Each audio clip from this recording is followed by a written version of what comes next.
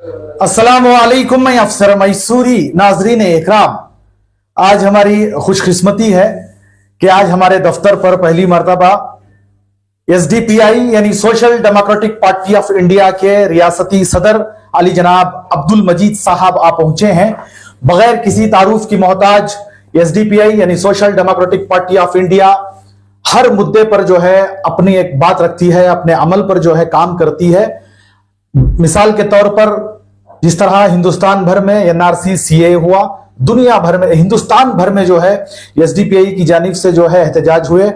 जिसके बाद कोरोना का मौका आया, उस पर में उस वक्त में भी जो है कोई भी आगे नहीं आया।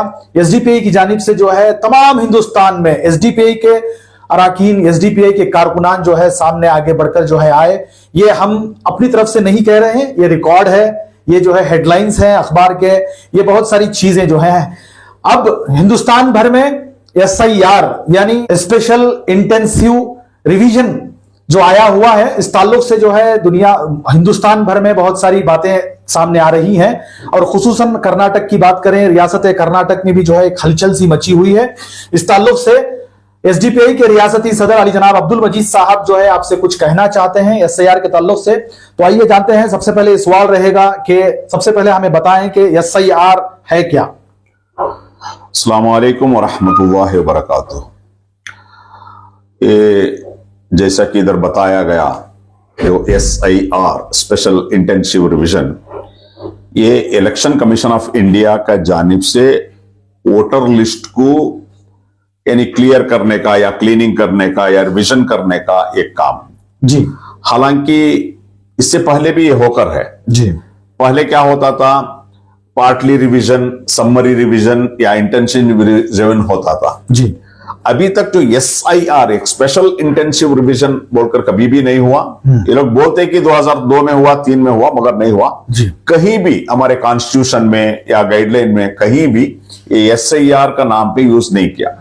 वेरी सिंपल अवाम को बताना चाहते हैं ये क्या है, प्यूरिफिकेशन ऑफ वोटर लिस्ट। अच्छा, सिंपल तरीके से बताना, प्यूरिफिकेशन यानी कि वोटर लिस्ट में जो लोग एलिजिबल है उनको ऐड करना, जो लोग इनएलिजिबल है उनको निकालना। फॉर एग्जाम्पल इसमें डेथ होकर रहेगा या शिफ्टिंग होकर रहेगा या डबल एंट्री रहेगा, तमाम चीजें को क्लियर करना, ये मकसद बोलकर इलेक्शन कमीशन ऑफ इंडिया बताते हैं कि हमारा मकसद ये है। कि नोटिफिकेशन में भी वेरी क्लियर उन्होंने वो बताया कि हमारा मकसद क्या है, क्योंकि हर एक वोटर इसमें दाखिल होना है, तो इनएलिजिबल है वो लोग निकालना है। मकसद ये है, ये election commission of India SIR के बारे में बताते हैं। अच्छा, जिस तरह ये भी बातें सामने आ रही हैं कि जो लोग जो है, अवाम जो है बहुत सारा खौफ में है इसको लेकर, एसआईआर को लेकर, चाहे वो डॉक्यूमेंट्स के ताल्लुक से हो या कम मालूमात होने की वजह से हो। इस ताल्लुक से आप क्या कहना चाहते हैं? देखिए, मैं सबसे पहली बार तमाम जो भी नाज़रीन है, जो भी अवाम है, उनको मैं बोलना चाहता हूं देखिए, इस मामले में जो घबराहट होने का या पैनिक होने का कोई जरूरत नहीं है, मगर समझना ये बहुत जरूरी है। इसके बारे में समझना और इसमें इन्वॉल्व होना ये बहुत जरूरी है। तो इसमें जो प्रोसेस क्या होता है एसआईआर जी, देखिए, अभी कर्नाटक में अभी ऑफिशियल एसआईआर शुरू नहीं हुआ है, मगर एसआईआर का जो प्री एसआईआर से पहले जो करते हैं मैपिंग बोलकर, वो ऑलरेडी शुरू हो चुका है कर्नाटक में। ये मैपिंग क्या है ये मालूम होना जरूरी है। ये मैपिंग क्या है, कर्नाटका में 2002 का वोटर लिस्ट के साथ 2025 का वोटर लिस्ट को टैली करने का एक काम है, ये जो मैपिंग बोले तो इसमें 2002 का वोटर लिस्ट में एक तो आपका नाम रहना, या आपका माँ बाप का नाम रहना, या आपका दादा दादी या नाना नानी का नाम रहना। यानी कि आप हिंदुस्तान से जुड़े हैं या आपके आबा व अजदाद हिंदुस्तान के हैं। ये एक्चुअली इसको ये लोग मैपिंग करते हैं। अगर ये मैपिंग हो गया तो फिर जो एनुमरेशन स्टेज में, नेक्स्ट स्टेज में अगर मैपिंग हो गया तो उनको डॉक्यूमेंट देने का जरूरत नहीं रहता। अच्छा। अभी डॉक्यूमेंट का जो बहुत सारे लोग परेशानी में डॉक्यूमेंट, ये अगर मैपिंग हो गया तो इसमें दूसरा, अभी मैपिंग अभी ये स्टेज में हमारा बहुत सारे जिम्मेदारी है तंजीमों के, तमाम जितने भी पॉलिटिकल पार्टी के जो सोशल एक्टिविस्ट के काम है, लोगों को मदद करे सुकून के साथ ये मैपिंग करने का। और एक बात, ये मैपिंग कहाँ होता है? ये मैपिंग जो है, आप जिस बूथ में वोट डालते हैं, वोट डाल लेकर आए, उधर एक BLO होता है, booth level officer. Booth level officer BLO होता है। अभी आपको वेबसाइट में पूरा आप नंबर, आपका BLO कौन बोलकर देखे तो आपको मालूम हो जाता है। उसके मोबाइल के नंबर के साथ मालूम हो जाता है कि कौन BLO है। उनको कांटेक्ट करके आप 2002 का वोटर लिस्ट में या तुम्हारे पेरेंट्स का अगर कुछ रहा तो वो बोले तो वो लोग मैपिंग करते हैं। तो ये फर्स्ट स्टेज है मैपिंग का। मैपिंग के बाद और नेक्स्ट स्टेज आता है, कर्नाटक में अभी शुरू नहीं हुआ वो स्टेज है एनुमरेशन स्टेज। एनुमरेशन स्टेज यानी एप्लीकेशन देने का एक सिस्टम है। तो उसमें हर एक वोटर को, वो लोग घर को आएंगे BLO, आपको एनुमरेशन फॉर्म देंगे। देखिए फॉर्म जो है, ये है फॉर्म, एनुमरेशन का जो फॉर्म है ये है ये फॉर्म देंगे। इसमें ज्यादा डिटेल्स तो नहीं है इस फॉर्म में। ये फॉर्म में एक तो आपका जो 2025 का वोटर लिस्ट का आधार पर आपका नाम, आपका आईडी नाम और आपका जो पार्ट नंबर और सीरियल नंबर जो भी है, ये ऑलरेडी स्टेट पूरा वगैरह ऑलरेडी प्रिंटेड रहेगा। और उसका साथ साथ आपका ओल्ड फोटो जो ऑलरेडी जो वोटर लिस्ट में है वो भी प्रिंट रहेगा, चाहे वो व्हाइट एंड ब्लैक हो या चाहे कोई भी हो, ये ऑलरेडी प्रिंट रहेगा। प्रिंट करके आपको दे देगा, क्योंकि मालूम हो जाएगा कि आपका है, क्योंकि आपका नाम के साथ आएगा। तो उसके बाद हम लोग क्या करना है, इसमें आपका लेटेस्ट फोटो इसमें पेस्ट करना है। नया वाला है वो फोटो पेस्ट करना है। उसमें आपका डेट ऑफ बर्थ लिखना है, आधार नंबर लिखना है, मोबाइल नंबर लिखना है, और आपका फादर का या गार्डियन का नाम और एपिक नंबर, उनका जो वोटर आईडी नंबर लिखना है। मदर का ऐसा है, और स्पाउस यानी वाइफ और हस्बैंड इनका लिखना है। बस इतना ही है। इतना लिख के आप लोग इसमें दे सकते हैं। तो ये आकर सेकंड स्टेज है एप्लीकेशन। एक बार BLOs आपका घर को आके एप्लीकेशन देंगे, उसके बाद एप्लीकेशन वापस लेने के आएंगे। इसका अलावा ऑनलाइन फैसिलिटी भी है। जो एप्लीकेशन स्टेज में वो मालूम हो जाएगा, ऑनलाइन फैसिलिटी भी है, ऑनलाइन में भी। जिस लोगों को ये मैपिंग नहीं होता है वो लोग क्या है, डॉक्यूमेंट देना पड़ता है। डॉक्यूमेंट मैं बताता हूं डॉक्यूमेंट क्या क्या डॉक्यूमेंट चाहिए। ये है एक्चुअली सेकंड स्टेज। उसके बाद पूरा एप्लीकेशन दे के, एप्लीकेशन लेने के बाद ये लोग क्या करेंगे, वोटर लिस्ट प्रिपेयर करेंगे। जो ड्राफ्ट वोटर लिस्ट बोलते हैं, वो वोटर लिस्ट प्रिपेयर करेंगे। वो वोटर लिस्ट में अगर किसी का नाम नहीं है तो फिर क्या है, क्लाइम्स एंड ऑब्जेक्शन स्टेज आएगा। उस टाइम में आप लोग आपका इसमें नाम नहीं आया, क्या है वो वोटर लिस्ट, वो सब सारे चीजें उसके साथ डॉक्यूमेंट्स देके वो क्लाइम्स जाकर जो भी उनका जो ऑफिसर्स रहते हैं उधर आपको सबमिशन करना पड़ेगा। एक्चुअली ये है एक बड़ा तकलीफ, क्योंकि जिस जगह ये हुआ है, फॉर एग्जांपल बिहार में, तमिलनाडु में, केरला में, वेस्ट बंगाल में, ये तमाम जगह जो परेशानियां आया है, थोड़ा स्पेलिंग मिस्टेक का और दूसरा चीजों में थोड़ा परेशानी आया है। तो ये तमाम चीजें हम लोग को जहन में रहना है, और इसको जो इस कार्यवाही में जितने भी पढ़े लिखे तबका है, जितने भी कारकुना हैं, ये तमाम लोगों क्या है, मदद करना है। तो वो लोग आगे बढ़कर जो है, जो नहीं मालूम है उनको मालूमात कराना। एक और बात भी सामने आ रही है, हिंदुस्तान भर में तो इसकी हलचल मची हुई है। कल वेस्ट बंगाल में जो है, जो वहां की CM है, चीफ मिनिस्टर ने, वो जो है निकलकर बाहर आई हैं इस ताल्लुक से लेकर, क्योंकि बंगाल के लोगों में जो है और ज्यादा खौफ हुआ है। तो इस ताल्लुक से जो है, और कई स्टेटों में जो है इस तरह के हालात होने की वजह से ये क्या मामला है सर? देखिए, वेस्ट बंगाल में जो SIR हुआ, SIR होने के बाद ड्राफ्ट वोटर लिस्ट भी आ गया। उसके बाद 50.8 लाख लोग इस लिस्ट से बाहर आ गए। 58 लाख। असल में इसका पीछे अगर उन लोग तहकीकात करें तो इसमें क्या है, थोड़ा कुछ लोगों को डॉक्यूमेंटेशन प्रॉब्लम, स्पेलिंग मिस्टेक, या बाप और बच्चों का जो दरमियान में, माँ बाप का दरमियान में 15 साल से कम डिफरेंस, अगर ये सब क्वेश्चनेबल डाल के, डाउटफुल डाल के ये लोग क्या करें, इंक्वायरी कर रहे हैं। वही कल सुप्रीम कोर्ट में खुद सीएम ममता दीदी जी ने आकर वो तमाम चीजें प्रेजेंट किए हैं, जो स्पेलिंग, छोटा छोटा स्पेलिंग मिस्टेक्स हो, इसको सब बहुत परेशानी कर रहे हैं बोलकर रहे हैं। तो असल में ये क्या है एक्चुअली, ये जो एसआईआर है, ये इसका पीछे एक साजिश है। अच्छा, क्योंकि ये एसआईआर बैकडोर से एनआरसी सीए है। अच्छा, क्योंकि एनआरसी सीए जारी करने का एक कोशिश हुआ इंडिया में, उसके बाद बहुत बड़ा एहतजाज पूरा मुल्क में हुआ, उसके साथ साथ क्या हुआ, सुप्रीम कोर्ट में भी एक केस अभी भी पेंडिंग है। तो इसलिए ये लोग क्या करें, ये लोग पीछे के दरवाजे से इलेक्शन कमीशन को यूज करते हुए ये लोग ऐसा एक काम कर लेकर है।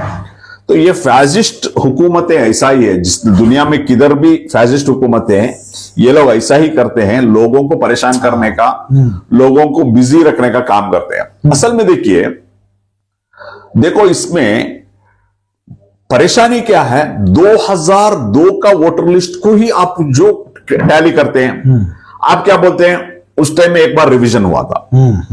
अगर रिवीजन हुआ था अभी फॉर एग्जांपल मैं हूं, मैं इधर 2023 में जो इलेक्शन हुआ उसमें भी वोट डाला हूं, 2024 में भी डाला। देखिए 2002 के बाद ही हम लोग देखेंगे, 2004 में इधर पार्लियामेंट इलेक्शन हुआ है, 2004, 2009, 2014, 2019, 2024 इतना इलेक्शन हुआ है, उसमें वोट डाले, वोटर लिस्ट है। तो ये लोग, और एक क्या है, ये असल में एनआरसी सीए है ये बोलने का लिए एविडेंस वो लोग ही देते हैं, क्योंकि ये एप्लीकेशन फॉर्म में एक डिक्लेरेशन के नीचे ये डॉक्यूमेंटेशन के बारे में ये लोग लिखे हैं। क्या है, एक है, अगर एक आदमी 17/1987 से 1987 से पहले अगर जन्म हुआ है तो उसको क्या करना है, ये उसका एक डॉक्यूमेंट देना है, यानी document, date of birth, place of birth का डॉक्यूमेंट वो लोग देना है। दूसरा, अगर 1787 टू 2004 का दरमियान में अगर जन्म हुआ है तो वो खुद का देना है और उसका मां बाप का में किसी एक का देना है। अच्छा, तो ये है। तीसरा, अगर 2004 के बाद अगर किसी का जन्म हुआ है, एक तो उसका खुद का देना है और उसके बाद उसका फादर और मदर का, दोनों का भी देना है।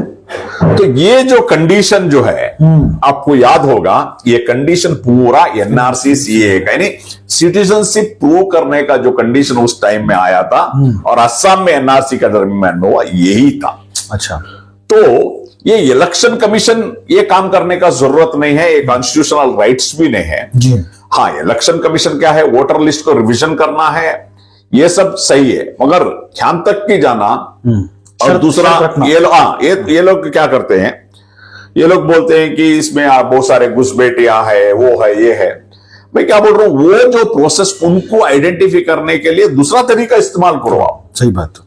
क्योंकि आप अभी फॉर एग्जांपल बीजेपी का हुकूमत 12 साल से हुकूमत में है, 12 साल, अगर आप अभी इन लोग क्या बोलते हैं, बांग्लादेशी, तो बांग्लादेशी कैसा आता है भाई, कैसा आता है, ये क्रॉस बॉर्डर करके आना है, बॉर्डर में हमारा आर्मी है, बॉर्डर सिक्योरिटी फोर्स है, तमाम चीजें हैं, उसके बावजूद भी क्यों कैसा आते हैं, किस तरह घुसपैठ, अगर थ्रू दी पासपोर्ट आया तो उसका पूरा रिकॉर्ड रहता है। सही बात, वापस जाना भी है वो टाइम पे, वो मॉनिटर करना है।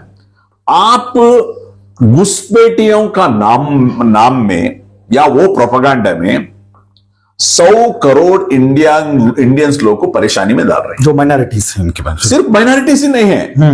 और एक बात क्या है अफसर भाई जी, बहुत सारे लोग समझे कि ये सिर्फ माइनॉरिटीज के लिए या मुसलमानों के लिए, ये गलत है जी। ये पूरे लोगों के लिए है, क्योंकि आप एनुमरेशन स्टेज में 100 करोड़ जो वोटर्स हैं, हर एक वोटर एप्लीकेशन देना है। हाँ। हर एक वोटर एप्लीकेशन देना है, अगर डॉक्यूमेंट नहीं है तो डॉक्यूमेंट देना है। ये तमाम लोगों को है। तो मैं वही पूछना चाहता हूं इस हुकूमत से, अगर आप घुसपैठियों का नाम पे 100 करोड़ इंडिया का लोगों को परेशानी में डाल रहे हैं, हाँ। पैनिक हो रहे हैं, परेशानी हो रहे हैं, क्यों करना पड़ता है, एप्लीकेशन देना पड़ता है, कितना बड़ा प्रोसेस है। दूसरी बात क्या है, जो भी ये फैसिस्ट हुकूमतें ने क्या करते हैं, लोगों को असल मुद्दे से वो लोग भटकाना असल मुद्दे से, यहाँ का रोजगारी हो, यहाँ का जो भी इश्यूज हो, और उनकी नाकामियां, ये तमाम चीजें को भटकाने के लिए वो लोग क्या करते हैं, लोगों को बिजी रखना है, कुछ ना कुछ परेशानी में डालना है। तो ये है, और असल में और उससे ज्यादा पर्टिकुलरली मुसलमान और माइनॉरिटी कम्युनिटी के लिए बहुत ज्यादा, अभी देख लो एनआरसी आया, बाबरी मस्जिद का इश्यू आया, और हलाल आया, हिजाब आया, और उसके बाद वक्फ का आया। तो एक का पीछे ये लोग ऐसा लाते ही रहते हैं। तो ये क्या है, लोगों को परेशान करने का एक काम है। मगर ये जो नैरेटिव है सिर्फ मुसलमानों के लिए नहीं है। अच्छा, कल हर एक आदमी इस परेशानी झेलना है, इसको इस प्रोसेस में आना है।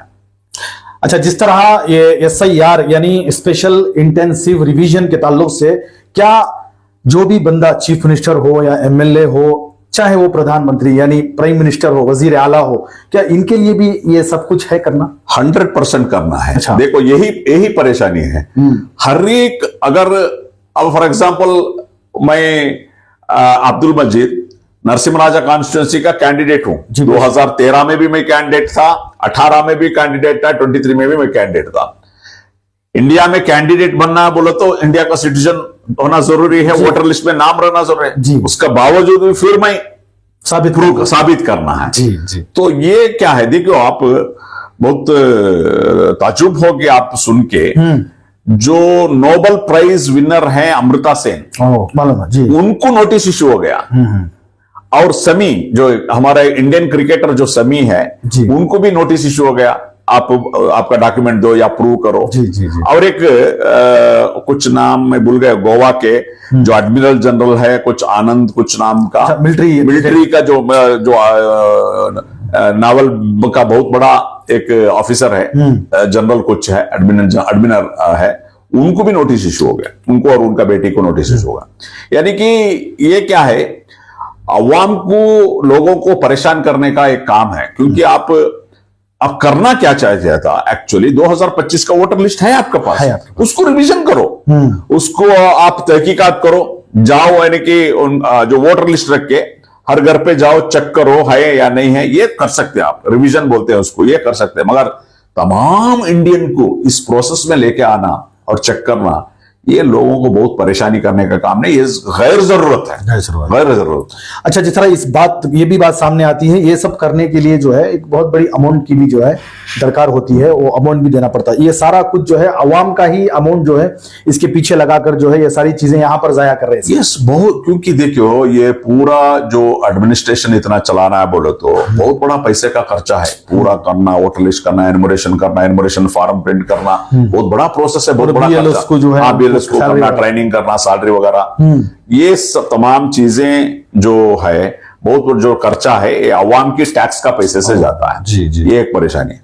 और दूसरे, ये कर्नाटक में क्या हो रहा है ये भी मैं बताना चाहता हूं। Please sir. जो कर्नाटका में ऑलरेडी जो मैपिंग जो शुरू हुआ है, हालांकि इसमें बहुत सारे BLOs को पूरे का पूरा नॉलेज नहीं है। अच्छा, उसमें परेशानी हो रहा है। अच्छा, BLOs को ही नॉलेज नहीं है। एक्चुअली जो है ये मैपिंग करना है, BLOs को थरो ट्रेनिंग होना चाहिए, जो भी क्वेश्चन अरेज होता है उसको आंसर करने। मगर बहुत सारे BLO को इल्म नहीं है, और बहुत सारे BLOs को नेग्लिजेंसी है। अच्छा, वो जिम्मेदार नहीं है, नेग्लिजेंसी है। मुझे मालूम नहीं है, मैं उधर जाओ इधर जाओ, ऐसा बहुत सारे लोग बोल रहे हैं। पर्टिकुलर मैसूर में बहुत सारे ऐसा शिकायत आ लेकर है जी। तो ये हुकूमत, देखो ऐसा अगर हो गया तो, क्योंकि ये BLO का जिम्मेदारी है हर घर को जाना और उसका मैपिंग कराना, ये तो उनका जिम्मेदारी है, अवाम की जिम्मेदारी नहीं है। अवाम जो डॉक्यूमेंट पूछना है वो देना है। मगर अब क्या हो रहा है, वो नहीं हो रहा है। BLOs, एक तो सेंटर में ही बीएलओ नहीं रहते हैं। बीएलओ किधर रहना है? सेंटर में रहना है, यानी पोलिंग बूथ में रहना है। जो बूथ में वोट डालने जो गए थे हम बूथ में वोट डालने जाते हैं उधर रहना है, उधर ही नहीं रहते हैं। ये तमाम परेशानी है। और इसमें अल्हम्दुलिल्लाह अवाम को मदद करने के लिए एसडीपीआई का कारकुन हर जगह हेल्प डेस्क डाले हुए हैं, खुसूसन मसाजिद के बाहर जो है। बाहर अलग अलग जगह जो हेल्प डेस्क डाले हैं ताकि अवाम को आसान हो। और एक बार मैं बताना चाहता हूं, लोग जो है इसमें पैनिक होने का कोई जरूरत नहीं है। तो आपका जो भी वोटर आईडी कार्ड है, वो वोटर आईडी, अभी का जो वोटर आईडी कार्ड है, वो वोटर आईडी कार्ड का लेकर आपका बीएलओ का पास जाएंगे तो बीएलओ को डिटेल्स देंगे तो वो लोग मैपिंग करेंगे। और आप 2002 में किधर वोट डाल रहे हैं ये याद रखना बहुत जरूरी है। आप कौन सा बूथ था, कहां था, अगर उस टाइम का तुम्हारे पास आईडी कार्ड वगैरह हो तो बहुत आसान होता है। 2002 का वोटर लिस्ट में आपका वोटर नाना नहीं तो आपका नहीं है तो आपका माँ बाप का भी रहे तो काफी है, और दादा दादी नाना नानी का रहे तो भी काफी है जी। तो इसमें कोई पैनिक होने का, परेशान होने का जरूरत नहीं है। ये काम बहुत आसान है, आसानी से करना। सर एक और जरूरी सवाल है कि इसकी जो है टाइमिंग, मतलब लिमिट क्या है? क्या ये कितने महीनों तक रहेगा? क्योंकि लोगों का ये भी कहना है कि भाई बहुत जल्दी ये खत्म हो जा रहा है, बंद हो जा रहा है, जल्दी करा लो। कुछ लोगों का कहना है अभी बहुत है, इस तरह की भी सामने आ रही है। नहीं, एक्चुअली क्या है, कर्नाटका में अभी कर्नाटका जो इलेक्शन कमीशन ने एक बुकलेट रिलीज किया है, booklet on special intensive revision of electoral loss in Karnataka 2025। तो इसमें तमाम जो भी ये जो एसआईआर का जो प्रोसेस है, ये तमाम चीजें शुरू से लेकर आखिर तक पूरे बताया गया है। तो इसमें क्या है, अभी कर्नाटक में सिर्फ मैपिंग चल रहा है। अच्छा, जो एनुमरेशन स्टेज है एसआईआर का, जो एसआईआर का जो असल क्या है एनुमरेशन स्टेज है, वो अभी शुरू नहीं हुआ है। सर ये दूसरे स्टेटस में शुरू होगा? दूसरा स्टेट में अभी केरला में खत्म हो गया। पूरा कंप्लीट नहीं, पूरा कंप्लीट नहीं है, अभी वो स्टेज में है, सेकंड स्टेज में वेरिफिकेशन स्टेज या ऑब्जेक्शन स्टेज ये चल रहा है दूसरी जगह में। तो इसमें क्या क्या चैलेंजेस है, मैंने तमिलनाडु में हमारे पार्टी के लीडर्स बहुत सारे इन्वॉल्व होकर एक काम करे तो उनसे पूछा क्या क्या चैलेंजेस है इसमें। तो उसमें क्या है, तमिलनाडु में जो ड्राफ्ट वोटर लिस्ट आया 80.8 लाख वोटर्स बाहर हैं। तो पूछा इतना वोटर्स कौन है? उसमें एक थोड़ा डेथ हुआ लोग रहेगा और डबल वोटर्स का भी थोड़ा कुछ रहेगा, शिफ्टिंग का भी रहेगा, मगर इतना बड़ा वोटर्स तो बहुत बड़ी तादाद में है। तो वो तादाद में मैं पूछने का टाइम में क्या होगा, परेशानी क्या है, क्योंकि जो माइग्रेंट लेबर्स होते हैं, जो लेबर्स जो होते हैं वो हर बार घर बदलते रहते हैं, गांव बदलते रहता है। ये क्या है, क्योंकि पढ़े लिखे भी नहीं है, ये 2002 में किधर वोट डाले हैं, किधर थे, ये याद ही नहीं हो, उनको ही नहीं मालूम, कुछ डॉक्यूमेंट नहीं है, कुछ याद ही नहीं है। तो इसमें असल में एसआईआर में जो परेशानी होता है ना, जो लेबर क्लास, आदिवासी लोग, दलित लोग और जो औरतें जो है शादी होके आके रहते हैं, इनको सब थोड़ा ये क्या है, और कुछ लोग डॉक्यूमेंट्स जो है गम जाते हैं। ये क्या है, ये सब दिक्कत और परेशानी उन लोगों को आता है। सर जिस तरह जब कभी भी किसी भी किस्म का कोई भी मसला पेश आता है, चाहे वो कौम का हो, चाहे वो हिंदुस्तान का दस्तूर आइन का मसला पेश आता है, एसडीपीआई जो है आगे निकलकर आगे बढ़ती है। फिर भी अवाम की जानिब से जब आपको मोहब्बत मिलना था, ये मेरा अपना सवाल है, जिस तरह आप आए हुकूमत की जानिब से तो ऐलान कर दिया था कि जो है एसआईआर स्पेशल इंटेंसिव रिवीजन जो है ये हो रहा है, मगर जिसको मैदान में लेके आकर अमल करना है तो ये आप अपनी जानिब से आपके कारकुनान को लेकर करते हैं। लोग जो है बाकायदा खुशी के साथ जो है फोन करके पूछते हैं, सारी चीजें आपसे फायदा उठाते हैं, जो होना भी था। जब वक्त आता है आपके साथ देने का, उस वक्त जो है कहीं ना कहीं जो है आपको ऐसा पीछे हो जाते हैं, क्या इसका क्या मतलब है और आप क्या कहना चाहते हैं? देखो इसमें क्या है, मैं अवाम को ये कहना चाहता हूं, देखो आपका सही नुमाइंदा को पहचानो। अच्छा, चाहे वो मैं हूं या दूसरे हूं, आपका सही नुमाइंदा को पहचानो। आपका जो नुमाइंदा है, आपका बारे में फिक्र रखने वाले, आपके लिए काम करने वाले, आपको हक दिलाने वाले, आपके बारे में सोचने वाले, यानी कि अवाम के बारे में सोचने, ऐसा नुमाइंदा होना चाहिए। देखो आज अफसोस होता है SIR हो या दूसरा चीजा हो, असेंबली में ये इसके बारे में चर्चा होना चाहिए। असेंबली में कुछ चर्चा हो लेकर नहीं है, कम्युनिटी कौम का मुद्दा है, जैसा कि 2B रिजर्वेशन है जो बीजेपी ने निकाला था, अभी ये हुकूमत आके 3 साल हो गया, उसका जिक्र नहीं है। हिजाब बैन, ये लोग वादा किए थे कि हिजाब बैन हम लोग वापस लाएंगे, अभी तक उसका जिक्र नहीं है। ऐसे अजान पर पाबंदी, ऐसे बहुत सारे मुद्दे जो हैं, ये मुद्दे का ऊपर बात करने वाला, उसके ऊपर करने वाला, वो असेंबली में चर्चा करने वाला प्रेसिडेंट, इसे होना चाहिए। और क्या है, मैं अवाम को अपील करता हूं, देखो आपका जो नुमाइंदा जो भी है, चाहे वो कॉरपोरेशन में हो, चाहे वो पंचायत में हो, कहीं भी हो, ईमानदार नुमाइंदा जो आपका खादिम होकर काम करता है, आपके लिए फिक्र रखने वाले और तमाम चीजों का नॉलेज रखने वाले और जो कौमों मिल्लत का दर्द रखने वाले, जद्दोजहद करने वाले, ऐसे लोगों को आप जब तक नुमाइंदा नहीं बनाएंगे, ये परेशानियां ज्यादा होता ही रहेगा और ये जो भी मुद्दा है हल नहीं होगा। बहुत अफसोस होता है, बहुत सारे जो नुमाइंदे हैं वो अपने आप के बिजी हैं, वो लोग उनका कामों में बिजी है, अवाम और मिल्लत का काम करने में उनको दिलचस्पी भी नहीं है, बस इलेक्शन का टाइम में आते हैं फिर जाते हैं, ये परेशानी है। इंशाल्लाह मैं उम्मीद करता हूं अवाम समझेंगे, समझकर एक सही डिसीजन लेंगे। जब भी आपको मौका आता है, जो आपका जो नुमाइंदा जो आप चुनते हैं, तो राइट पर्सन चुनिए, जो नॉलेज रखने वाला, दर्द रखने वाला, कौम का फिक्र रखने वाला और काम करने वाला, ऐसे लोगों को आप नुमाइंदा बनाना है। एक और भी शिकायत आती रहती है अवाम की जानिब से, कुछ लोगों का यह भी कहना है कि भाई SDP वाले जो है हर मुद्दे पर आकर काम करते हैं, मैदान में आते हैं, ये जो है अपनी सियासी रोटियां चमकाने, अपनी सियासी रोटियां बेलने के लिए आते हैं, ये भी सवाल आते रहते हैं सर। देखो मैं क्या बोल रहा हूं, इंडिया में इतना बहुत सारे स्टेट है, बहुत सारे जगह है, तो हर जगह SDP तो इलेक्शन में नहीं कंटेस्ट करता, समझ में आ रहा। तो इलेक्शन जब आता है, इलेक्शन का काम करते हैं हम, हमारा मुद्दा सिर्फ पॉलिटिक्स करना का नहीं है, अवाम का हुकूक दिलाने का है, जो उनका जो कॉन्स्टिट्यूशनल राइट्स है वो दिलाने का। एक जिम्मेदार पॉलिटिकल पार्टी होते, उनका हर मसाइल में, हर परेशानी में उसका साथ रहना, उनका साथ खड़े होना, उनको कॉन्फिडेंस देना, ये बहुत इंपॉर्टेंट है। आज आपका दफ्तर में मैं इसलिए आया, वो फिक्र लेकर आया, बहुत सारे लोगों का जो आलेकर है, डॉक्यूमेंट का पीछे भागे हैं। हाँ। कोई लोग 2000, 3000, 4000, 5000 खर्चा करके बर्थ सर्टिफिकेट बना रहे हैं, दूसरे डॉक्यूमेंट बना रहे हैं। तो ये पैनिक होने का कोई जरूरत नहीं है, डॉक्यूमेंट बनाने का कोई जरूरत नहीं। डॉक्यूमेंट किसको जरूरत है उसको ही करना है। और दूसरा मैं आप बताने के लिए भूल गया जी, बोलिए।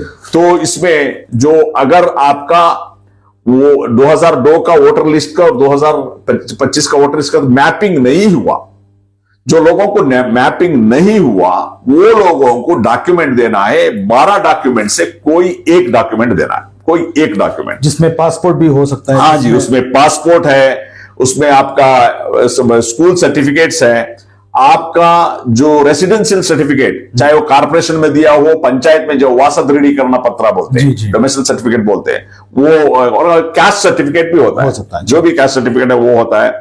उसके बाद कुछ आपका घर का लैंड का ग्रांट ऑर्डर या RTC ये भी होता है, और आधार कार्ड भी होता है। तो आधार कार्ड भी आइडेंटिटी प्रूफ बोलकर लेना, बोलकर भी सुप्रीम कोर्ट का ऑर्डर आकर है। तो इसमें मेरा अदबन रिक्वेस्ट है, आप परेशान होना या पैनिक होना इसमें कोई जरूरत नहीं है, और पीछे भाग के बर्थ सर्टिफिकेट बनाना ये कोई आपको जरूरत नहीं है। तो ये तमाम चीजें आप ख्याल रखना है। और दूसरा, आपको कोई भी इसके बारे में और जानकारी होना है और इसके बारे में, तो आप किसी SDP के कारकुना या SDP का दफ्तर को पहुंचे तो आपको क्लियर देंगे। दूसरी एक बात मैं तमाम मैसूर के अवाम को और मस्जिद कमेटी वालों को मैं बताना चाहता हूं, देखिए आपका मस्जिद में या आपका मोहल्ले में इसके बारे में जानकारी देना है, अवाम को जानकारी देना है, मैं तैयार हूं। आप मुझे राबिता कीजिए, राबिता करें तो मैं इसके बारे में एक आधा घंटा वो मस्जिद का जो मुसल्लिया है या नमाज के बाद जो भी नमाज के बाद आप मुझे राबिता कीजिए, मेरा अवेलेबल टाइम में आता हूं, ये जानकारी लोगों तक देने के लिए मैं तैयार हूं इंशाअल्लाह, क्योंकि अवाम परेशान नहीं होना है, अवाम बेदार होना है, मगर परेशान नहीं होना है, ये हमारा मकसद है।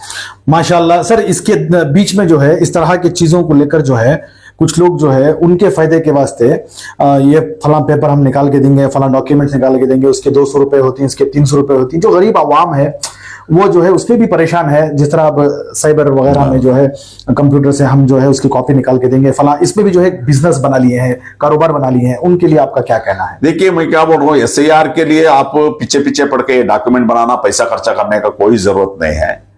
आपको पहले काम जो आप करना है, आपका मैपिंग करवाना है आपका बीएलओ का साथ 2002 और 2025 का। अगर वो मैपिंग हो गया तो वही काफी है, कुछ डॉक्यूमेंट देने का जरूरत नहीं है। जिसका मैपिंग नहीं हुआ उनको डॉक्यूमेंट देना है। वो डॉक्यूमेंट, ये 12 डॉक्यूमेंट में कोई एक डॉक्यूमेंट होता है। आपका पास अल्हम्दुलिल्लाह आपका पास पासपोर्ट है, काफी है वो। आपका पास एसएलसी सर्टिफिकेट है या स्कूल सर्टिफिकेट है, काफी है वो। आपका पास यानी कि रेसिडेंशियल सर्टिफिकेट है, काफी है। आपका घर का या कुछ डॉक्यूमेंट है, काफी है, यानी कि आरटीसी वगैरह, आधार कार्ड है, काफी है। तो इसलिए इसके पीछे परेशान होना या इसके पैसा खर्चा करना कोई जरूरत नहीं है। ओके मोहतरम, बहुत बहुत शुक्रिया। एक और सवाल है, जिस तरह अली जनाब अब्दुल मजीद साहब को जो है मैसूर शहर में बरसों दराज से जो है जानते पहचानते हैं, क्या आने वाले 2028 में अली जनाब अब्दुल मजीद साहब का नरसिम राजा हल्के से एक मरतबा फिर एमएलए के लिए यानी कि रुकन असम्बली के लिए जो है क्या सोचा है? क्या वाकई आप ही जो है यहाँ के एस्पिरेंट होंगे इंशाल्लाह? देखो, हमारे social Democratic Party of India का एक उसूल है, एक सिस्टम है। कोई भी अपने आप को मैं कैंडिडेट किधर भी नहीं बोल सकता जी।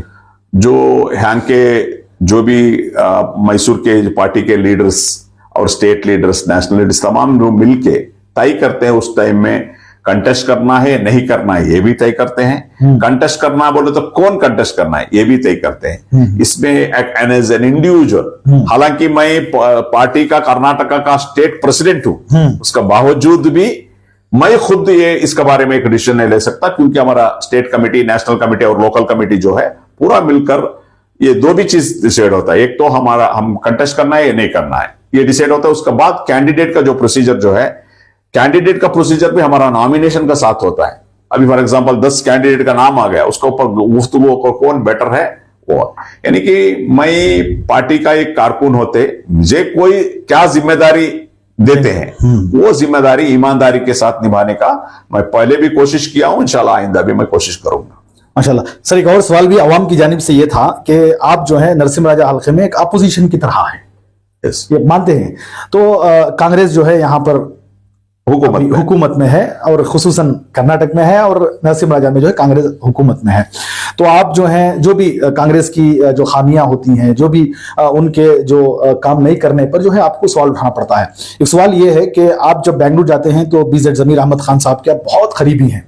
क्या बेंगलुरु की कांग्रेस आपके दिल में है? मैसूर की कांग्रेस आपके इसमें है? मतलब मैसूर की कांग्रेस से आप जो है थोड़ा सा नाराज रहते हैं या अपोजिट रहते हैं? बेंगलुरु की कांग्रेस से आपकी मोहब्बत है? इस तरह की भी जो है बातें नहीं, बिल्कुल नहीं है। क्यों? देखिए, मैं क्या बोल रहा हूं, देखो, एक मिनिस्टर हो या चीफ मिनिस्टर्स हो, एमएलए हो, उनके साथ अवाम की काम के लिए जाना या अवाम का वास्ते जाना ये गलत नहीं है। अच्छा। जब तनवीर सेठ साहब जब मिनिस्टर थे, एजुकेशन मिनिस्टर थे, उस टाइम में उनके पास मैं गया हूं। अच्छा। और बहुत सारे इश्यूज के बारे में, बजट के बारे में, तमाम चीजें हम लोग बात की है।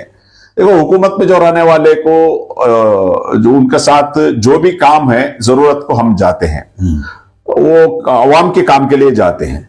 दूसरी बात क्या है, अगर वो गलत करते हैं, चाहे वो जमीर अहमद खान साहब हो, चाहे दूसरे कोई भी हो, अच्छा, हुकूमत में रहे, चाहे सिद्धरामैया हो, जी जी, तो हम चीफ मिनिस्टर हो, हम मुखालिफ करते हैं। अभी देखो, अभी बेंगलुरु में जो कोगिलू में जो डेमोलिशन हुआ, बुलडोजर हुआ, गैर कानूनी बुलडोजर हुआ, उसका साथ साथ गैर कानूनी इधर तनीसंद्रा में हुआ, बहुत सख्त मुखालिफत करे, हमें सिद्धरामैया के खिलाफ बात करे।